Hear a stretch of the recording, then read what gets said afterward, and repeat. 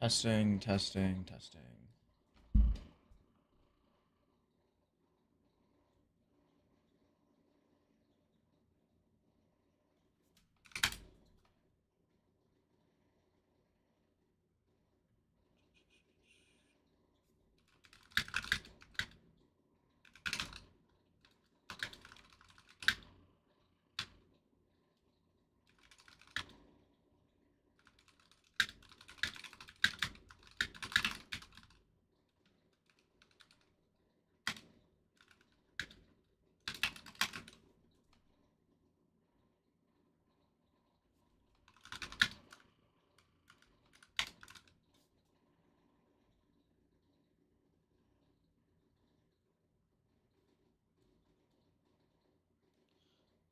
Okay, all right.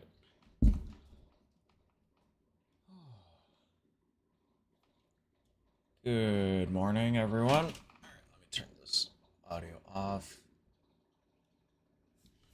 Happy Sunday. All right, so last week we started looking over Sudoswap. For those of you who might not have been here, they're an NFT AMM, right? So basically, all that means is that you put a bunch of NFTs into this pair and you custom specify how much the price moves for each like token that's traded, right? So for example, in this pair, they have 4 NFTs from I think this is Zero Spawn's collection. And there's like a current price of 17 ETH if I was to buy one of them, and then there's a linear delta of 2.5. So if I buy two, the first one's going to cost 17.075 ETH, the second one's going to cost 19.575 ETH, right? And then so on and so forth, right? So it's not a constant product price. It's a constant delta price, basically. So last time when we were looking through this, we got through the creation of the pairs, right? And looking through like, all right, they have 3 main pool types based off of like what kind of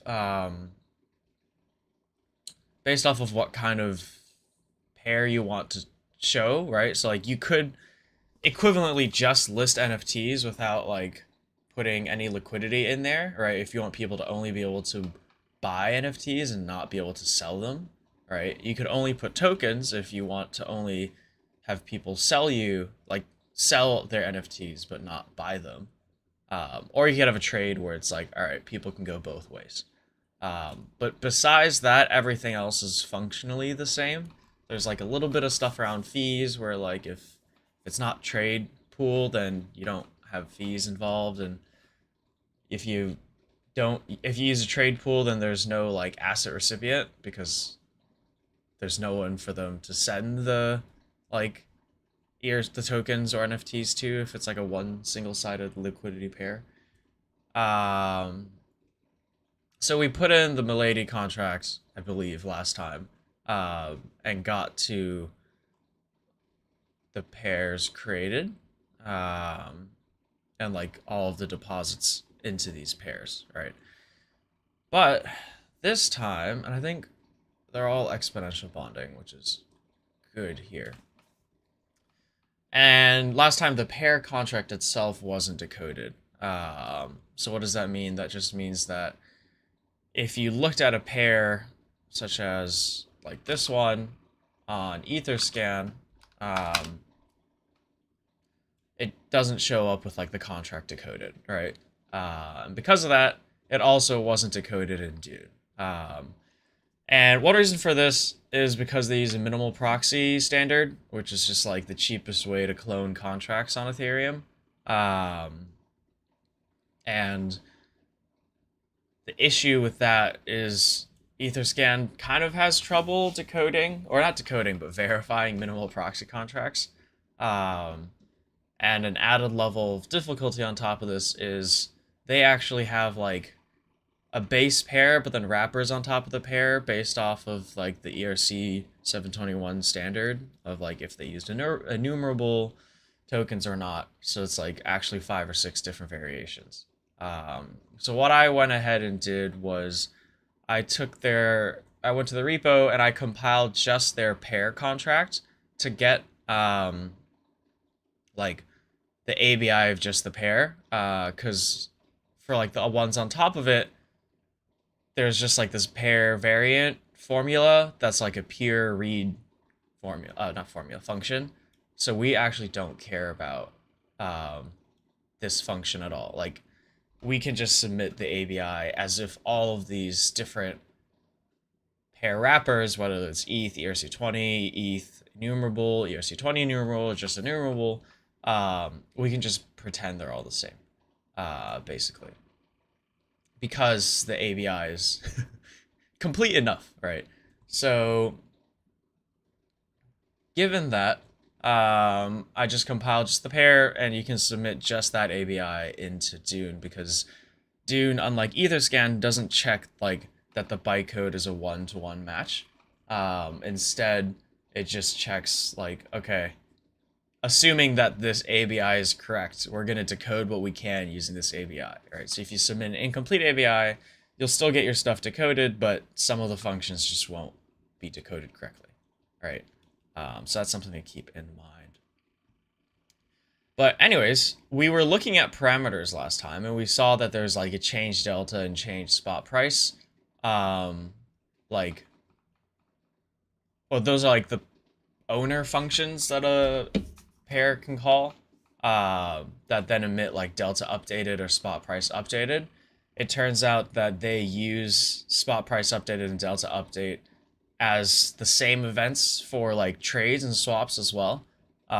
So it doesn't really matter if, like, it doesn't, like, there's no way, not no way, but it looks the same if someone calls like the parameter change or someone calls a swap change, which has its pros and cons. The pro is for spot price updates, I don't have to check two different places for like what the spot price has been updated to. The con is later when I'm digging deeper into this data, into terms of like, oh, can I use spot price for like how much someone decided to pay for a token? And the answer is no, because someone like the owner could have changed the spot price to like from 1 ETH to 10 ETH. That doesn't mean that someone bought 10 ETH of a token, right? So that's something to keep in mind for like when you're trying to use these events to create something like an abstraction for the Dune like NFT trades table later. So we need basically to get the spot prices, the most recent spot price of each of these pairs, and then we need to get the most recent delta for each of these pairs.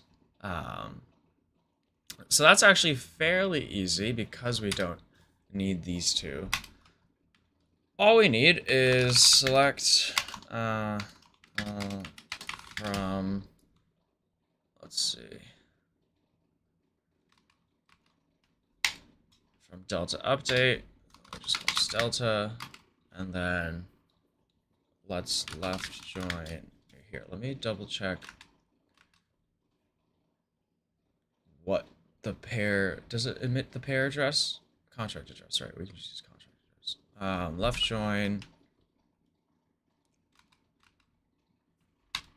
spot on, so we're joining on contract address because this is the contract address of the pair. Wait, no, we can't do that. No, that won't work. All right, hold on. Let me make this a little messier. Select all row number. Here. Essentially, we just have to get the most recent from both. So let me just do this, and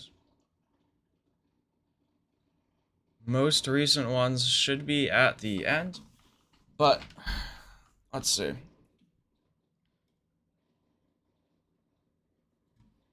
I'm forgetting. SQL get last. row. Do I have to offset? Oh yeah, that makes sense. All right. Oh, but we need to partition by contract. So, all right, we'll do this the long way.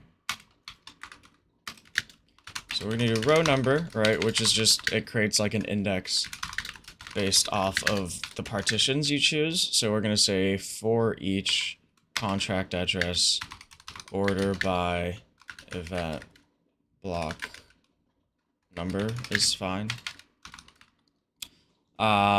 This assumes that no one changed the delta twice in each one, which is a bad assumption. So let's also order by event index descending. So we want both of these.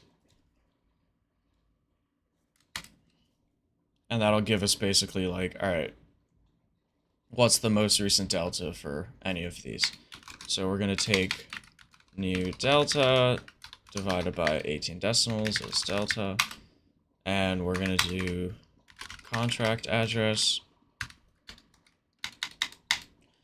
And we don't really care about the rest. So we want it such that the most recent one is the first number. It's most recent. So what we need is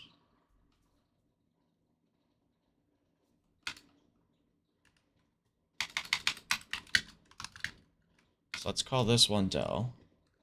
And then we're going to do the same thing on spot price.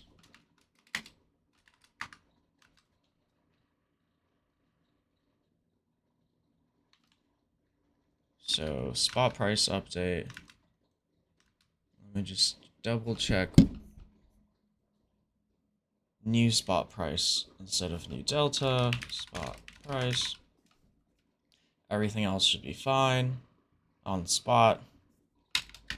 Right, so again, all this is doing is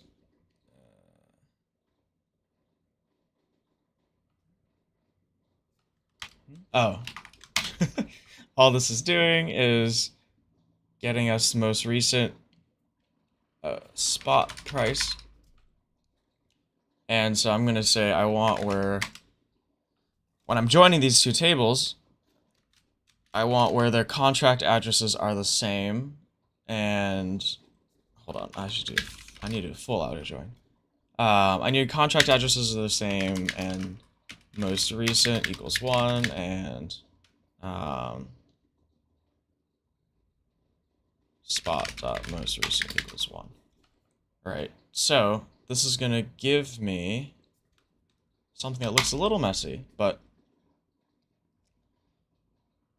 you'll see, oh, some of the table's empty, some of the table's full. So what do we need? We need to coalesce things, right? So coalesce is just saying take the first non-null value.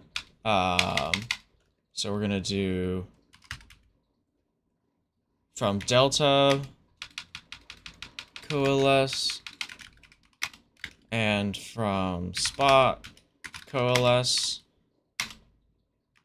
as contract address, and then we're gonna take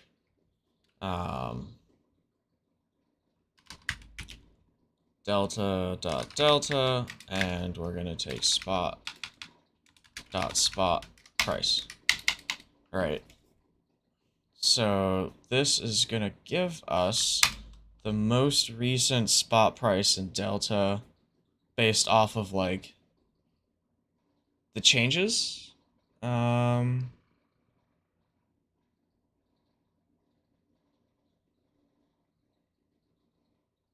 am I seeing the same contract address twice?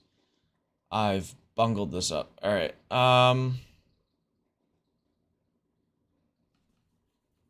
Well, I didn't want to do this, but I think I have to. So what's happening is me trying to filter on most recent in the join is a bad idea. It's not working. It's creating duplicates. So I need to make this messier.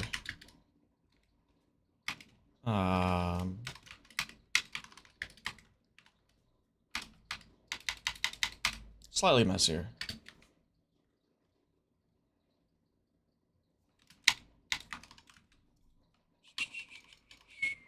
Remove this here. Where most recent equals 1. And then we're going to delete this from here. Now we should not get all these duplicates. Oops. Did I miss parentheses somewhere? Line 21.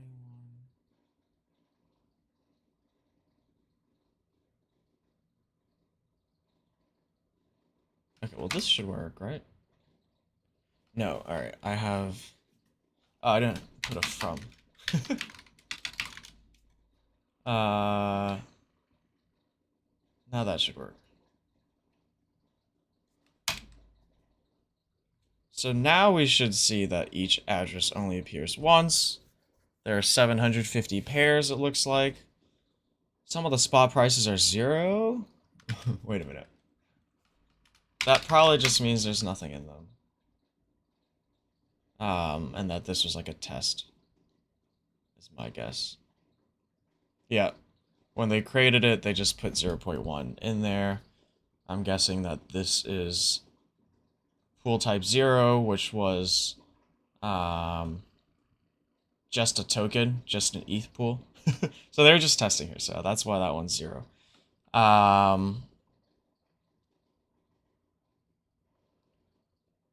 Cool. So now we have most recent spot delta. We have the most recent spot price in delta, based off of parameter changes. However, they did not emit delta update when the contract's deployed, right? So a delta is set on deploy, but that doesn't emit an event. So I actually have to do one more join because of this. And also I'm going to add this node in here. These update events both. So.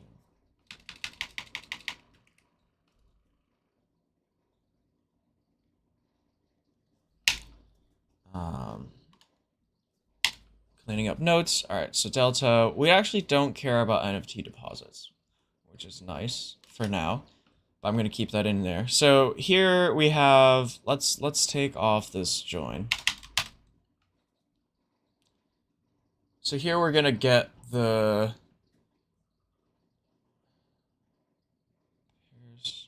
oh, wait, why are there so many?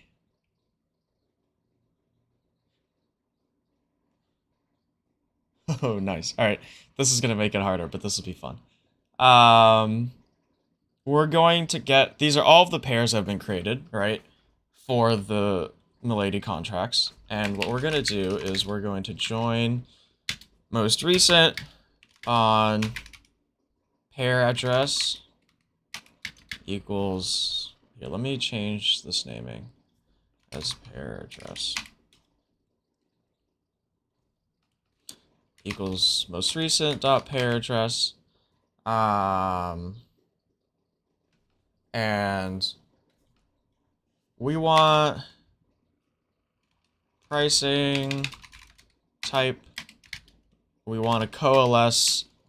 So here's where things get fun. So we want to coalesce the delta from most recent versus the delta from when it was created as delta, right? And the concept here is if delta was never updated, just keep original deploy delta, right? And we need to do the same thing for spot price update.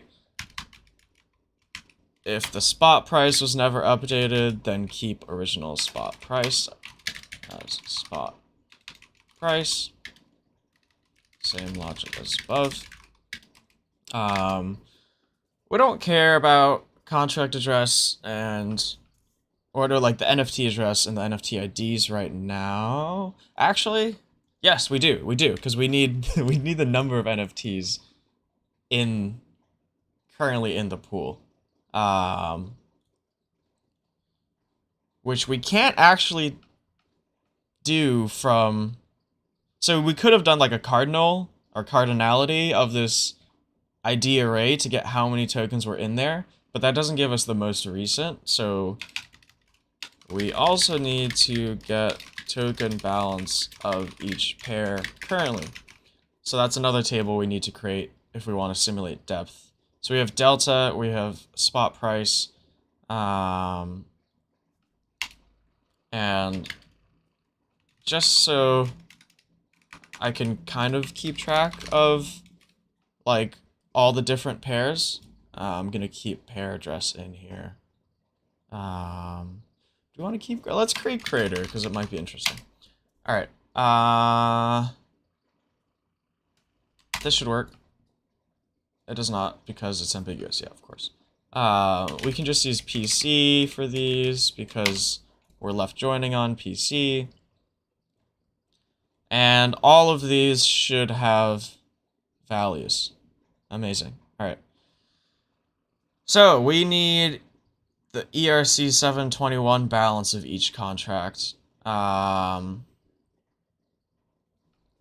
shown ERC 721 balances before, where you have to select the transfer of each and basically get like, hey, how much have you sent and how much have you received from each, like, oops. I'm gonna end this soon. Like for fungible tokens, you have to say, oh, how much have I sent, how much have I received, right? But for ERC 721, you can just get the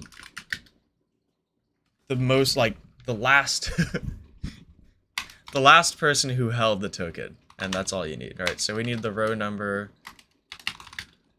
from, is it ERC 721, ERC 721 event transfer, where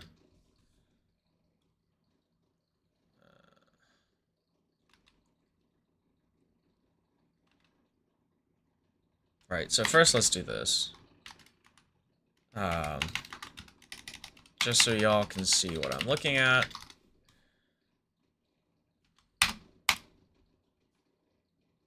Oh, right.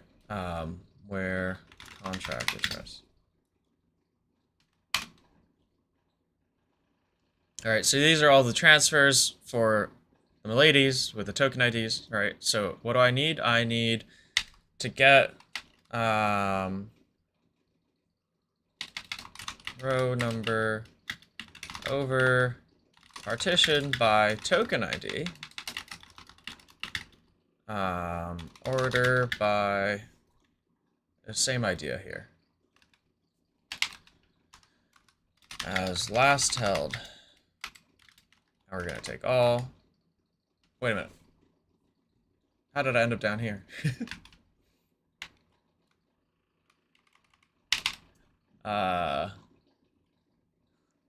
Sorry, my brain's clearly not awake.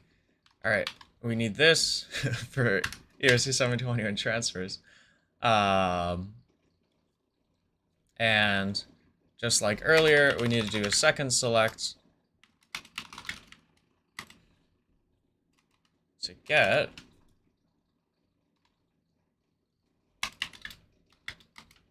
the most recent. So where last held equals 1.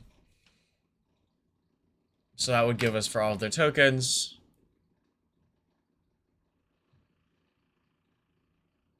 partition by for all of these tokens who last held them, and I've got to remove the limit, and we're almost done with balances. All we need is now contract address, or no, not contract address, sorry. We want 2 as holder. We want array aggregate of token IDs as token IDs held, and we want count of token IDs, or count as tokens held, And we're gonna group by 1, which is holder. And that is how you get ERC 721 balances. Oh, that's token IDs. So someone holds, who holds 1,600 miladies? What the hell?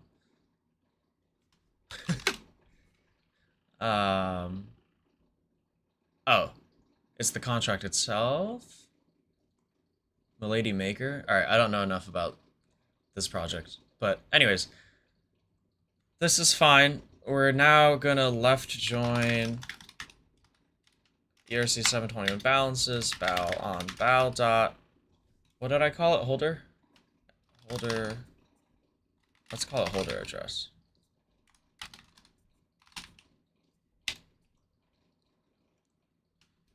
Equals PC.pair address. So now we can get val dot, what did I call these columns? Token held and val dot token IDs held. I'm gonna put this in here. It's a comment. Okay, all right, we're getting there. We're getting there. So now we can see which pairs actually hold tokens and which pairs don't.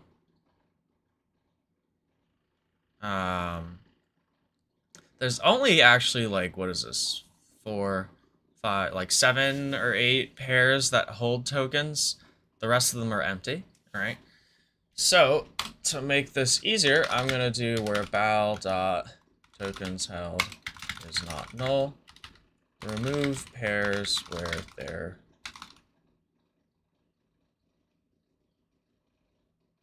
wait.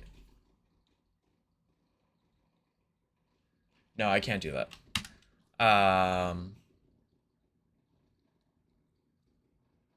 I just realized I need pool type in here.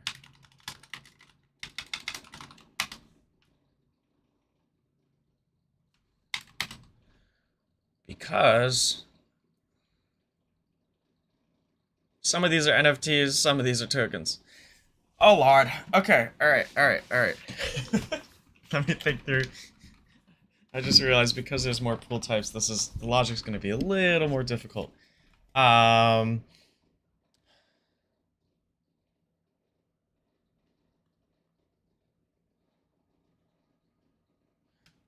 how do I want to do this?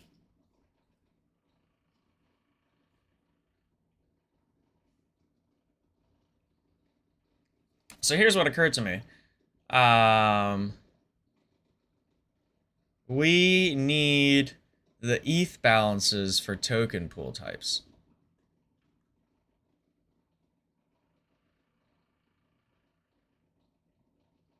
If we want to get cells. This is still assuming no one's created an ERC20 pair. Or let me just double check.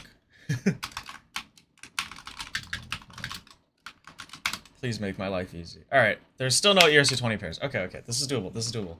NFT deposits we don't care about. I'm gonna comment this out here for exploration.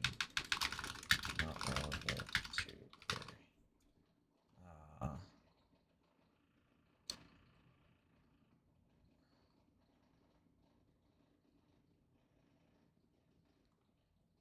So let's get ETH balances as, okay, easiest way to do this is to look at one of my previous queries. ETH balance.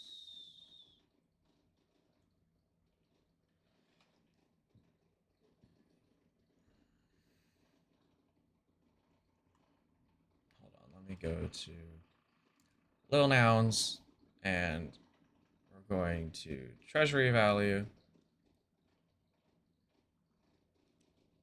and ETH in, ETH out,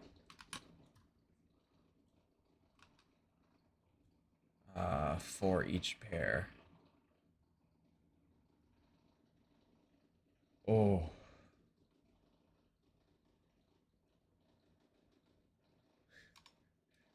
This is going to be a little harder.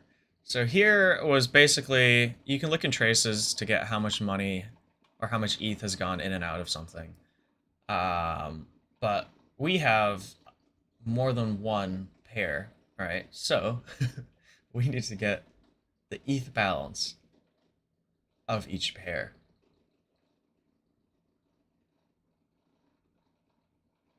If we want to be able to simulate selling, right? So okay, just walking through this again. If you only wanted to simulate buying, then you would only need NFT balances. If you want to simulate selling, you need only ETH balances. We're probably going to end up breaking this into 2 queries, but for now, let's do it in one, just so we have one place for everything. So we need, let's see.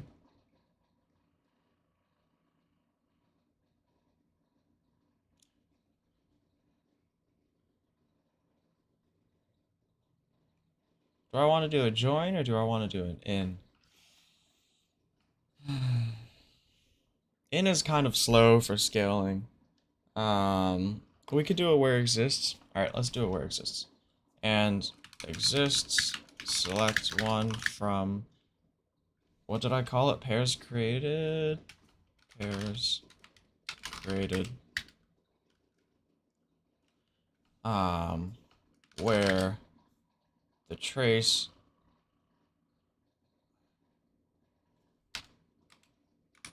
is equal to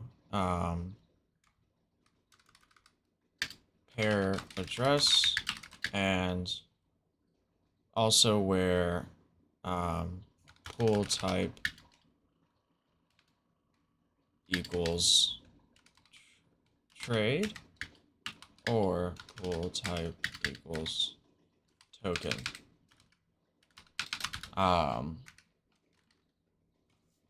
So exists is like a faster version of in usually. Hold on, let me just double check. I have these pair types. Pool types correct. NFT, trade, token, right? So we need trade for both. All right, okay, cool. Trade token, and where exists trade token. And we want tr.2 as holder address.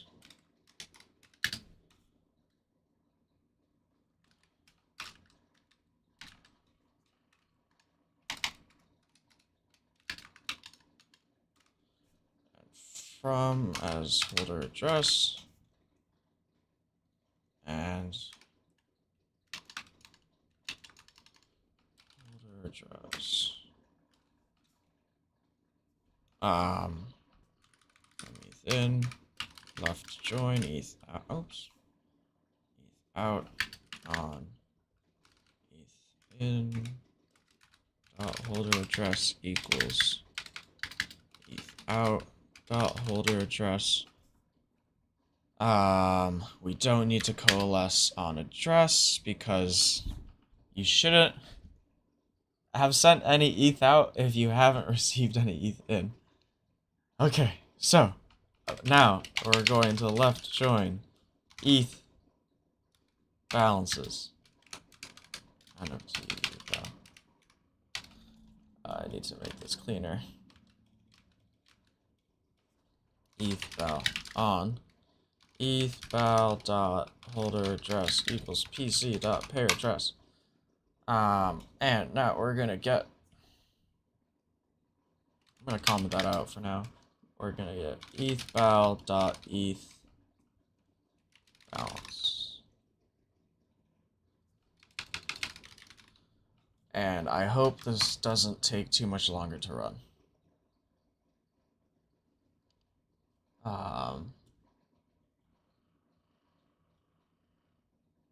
queued. Why am I queued? Alright, let me refresh this. Okay. Oh, group by. Sometimes Dune will tell you you're queued, and it just means there's like some running error. So you just need to refresh, but make sure you save your work before you refresh. And okay, let's try this one more time. How long is this gonna take to run? It might take too long to run. It might be faster if we figure out the buy logic first and then come back to balances. So let's recall the pseudo AMM buy sell simulation full. And I'm going to take a new query and remove, well, not remove, but we're not going to join ETH balances on this other query. Because basically going through traces takes a long time. So this would likely take probably 3-4 minutes to run, at least, if not longer. But NFT balances are a lot faster, so we don't have to worry about that. But we're going to let it run just to make sure it can finish.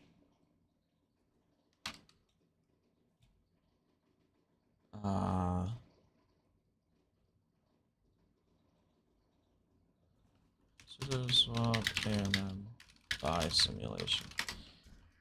Okay, right. So in this case, when we're simulating buys, then we only want where pool type equals, or we just do in NFT or trade,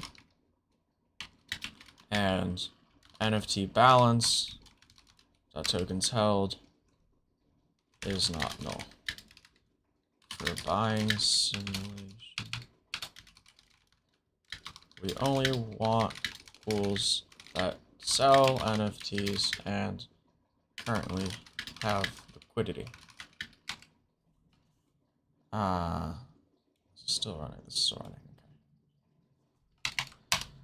So this should give us only nine rows.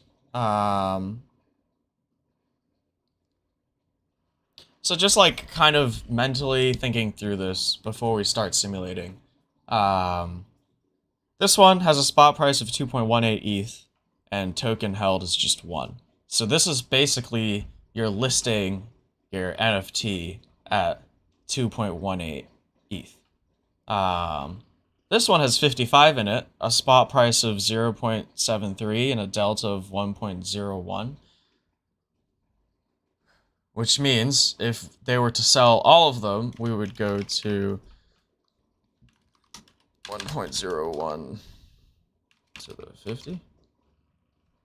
Or 55. So the 55th NFT would sell for 1.26. Right. And if we were selling into, okay, we don't care about selling into the pool yet. Selling into the pool gets complicated because it depends on how much ETH is in the pool. So we're gonna do that second, but let's do buy simulation first.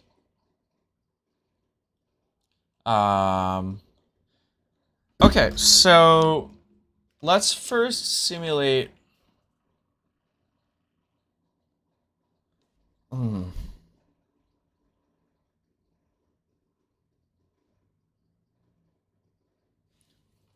Sorry, I need to think for 1 second.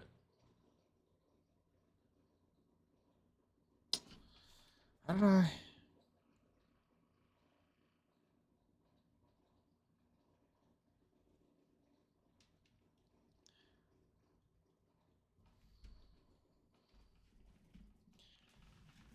Okay, all right.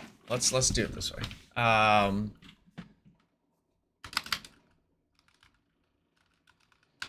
All pairs cleaned as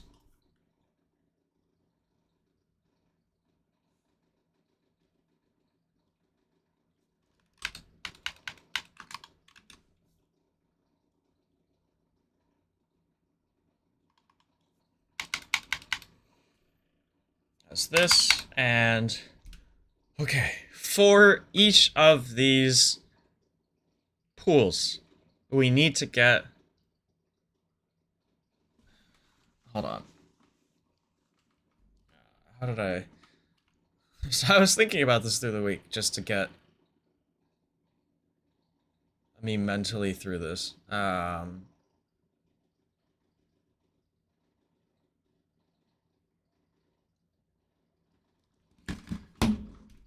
What's the easiest way? We basically want row by row simulate each trade happening, right? So we could create essentially an array with each spot price and delta based on the bonding. Yeah, okay, let's do that.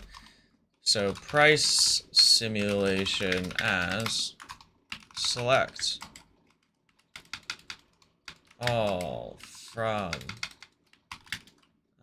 all pairs cleaned. Let's have some fun. All right, so we have two price types, right? Case one, exponential, no, when pricing type equals exponential bonding, then, and then when pricing type equals linear bonding, then, and as simulated prices.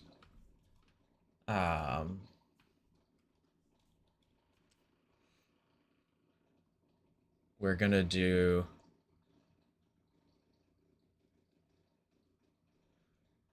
we essentially need to generate a series of, wait a minute. What's the easiest way to do this? So okay, I'll show you what we want, right? We want, so for the first one, it's like 0.736, and then 0.736 times 1.01, 0.736 times 1.01 times 1.01, yada, yada, yada. So what we need is to generate a series based on tokens held. So generate series from 1 to number of tokens held. Okay, hold on. This will make sense, I promise. And increment by interval 1 as base array.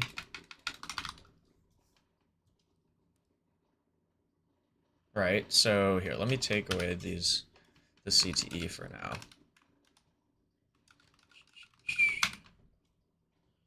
Right, so just so we're on the same page about what this looks like.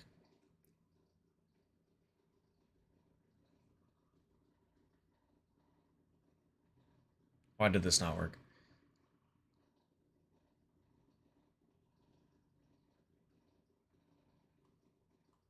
Oh, right, sorry. Generate series automatically unnests.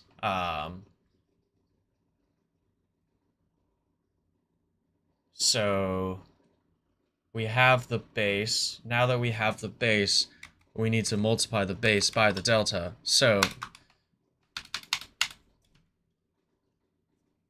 in the case of exponential pricing, then we're gonna multiply spot price by delta to base array.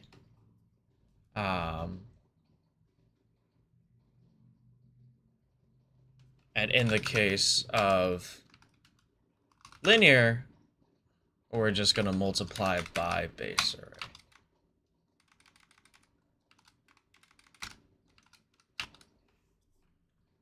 As simulated prices. Right, so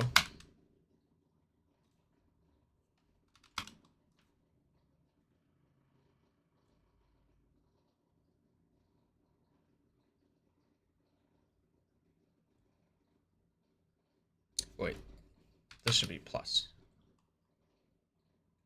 Okay, so just in this case, you can see that for the one with 55 quantity, the ending was the 1.27.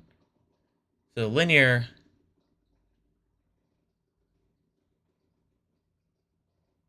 Yeah, linear has to be plus, so I messed that up. Are the rest of these all exponential? Yep, okay. So fixing this to be additive versus multiplicative, we get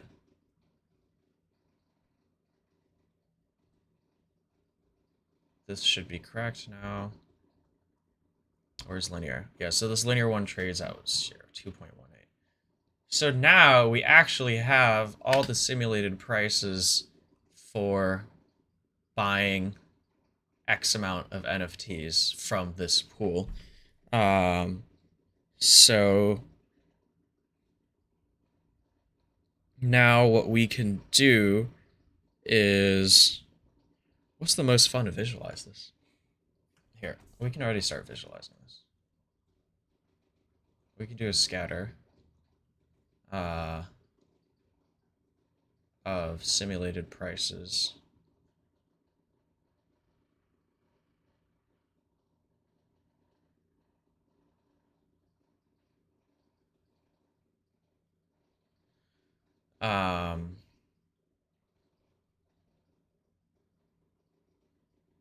Oops.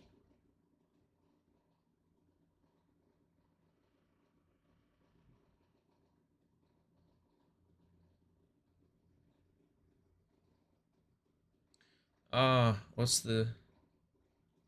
Here, I should keep NFT address in here.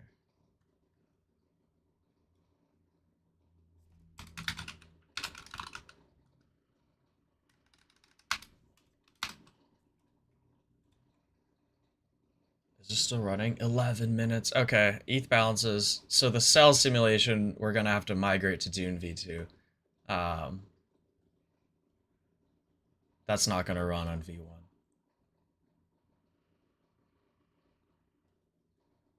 Okay, so it's kind of an ugly way, and we'll make this prettier in a second. But now we can kind of see like the pricing distribution um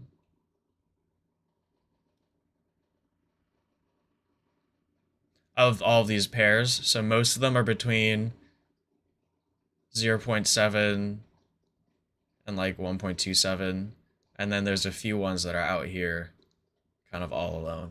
All right, so we want to simulate the cost, right? So hopefully at this point it should be more clear what we have to do. We need a row number over order by simulated price ascending.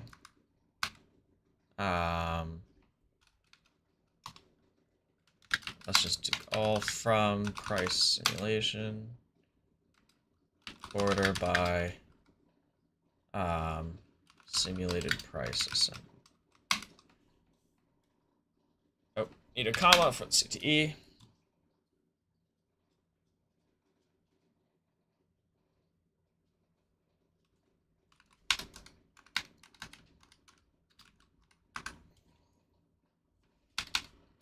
Sorry, just make some comments to make this easier to read.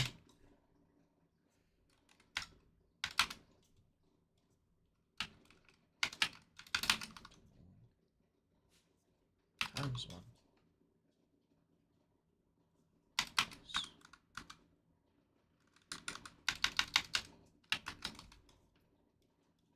Just so people can read it. So you have simulated prices essentially now across the whole pool. So there's 91 tokens in total. Buying the 91th one is going to cost you 14.796 ETH. But this isn't enough. I'm going to actually put this up here. I can't put that up there. All right. Because we want the cumulative. Right. So, okay. So row number as NFT depth. Liquidity depth.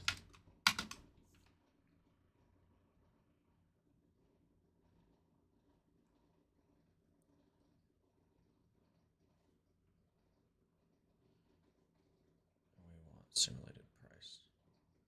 So now we can get the price based off of how many NFTs you buy, what is the cost going to be, and like which pool are you buying from.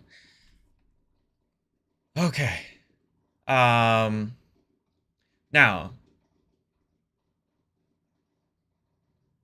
would this run into issues if the prices are the same because row number would show up the same across? Hold on. I think there's a conflict issue here where, so like if two things have the same price, they're gonna have the same row number, which is not what we want. So I think we need a dense rank. Dense rank versus row number.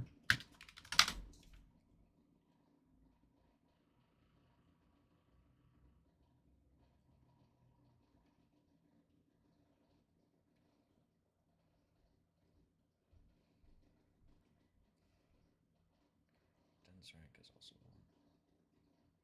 Oh no. Row number is what we want.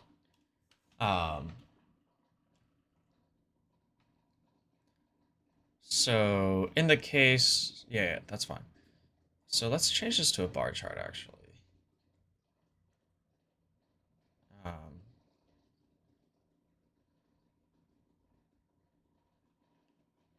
then simulate by pair addressing. Oh. Oh, dude. We need an update to these plots. Enable stacking. All right, so this is the price basically and the pair you're buying from. So let's add one last thing and then we are done for the day. We're gonna take NFT liquidity depth. We're gonna take the sum of simulated price over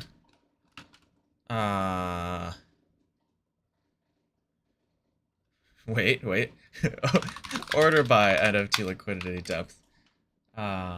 Wait, could I have done sum of simulated price over order? Yeah, I can. Hold on. We can make this. Oh, it's a little less readable though. I don't know if I like that. Because we can sum by simulated price because that's the same thing, right? So we don't have to do like a double query as total cost.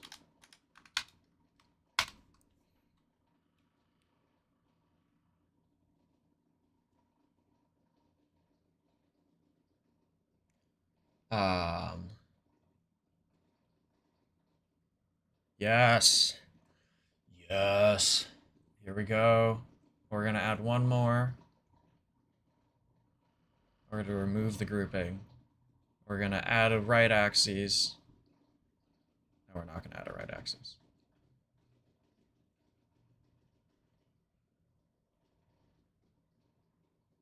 Column. No, that's ugly. Area. Nope, that doesn't work. We want scatter of price, line of total cost. I will do total cost ETH price per token ETH. And let's do simulated price is on the left, total cost is on the right. Let's do label format is 0.00a. Tick format is 0a or 0.00a.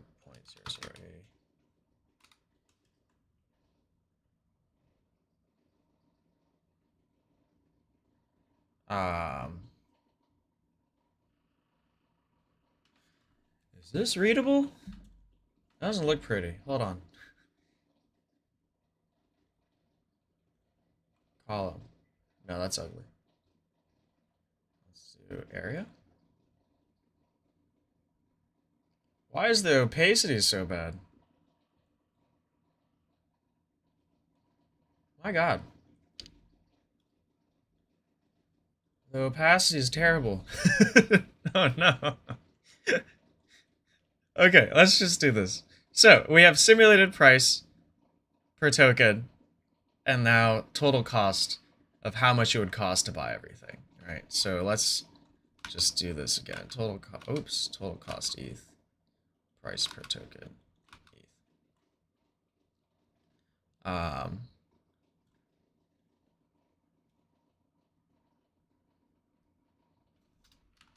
Cross price. Okay. So, we're gonna have to do cell simulation next time on Dune V2, which I don't even think the V2 engine has Sudoswap. Does it? It doesn't. Okay. I'm gonna have to message them to see what we can do about that. Because we're gonna have to migrate the query. However, NFTs bought.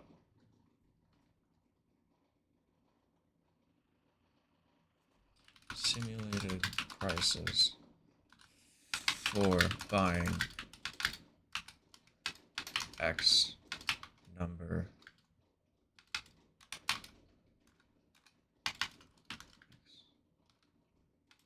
for buying some.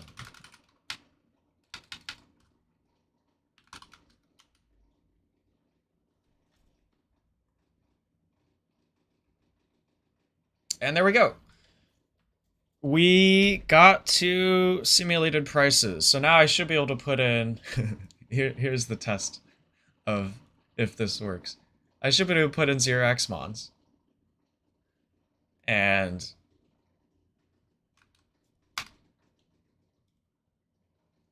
be able to run the same thing again. And I can.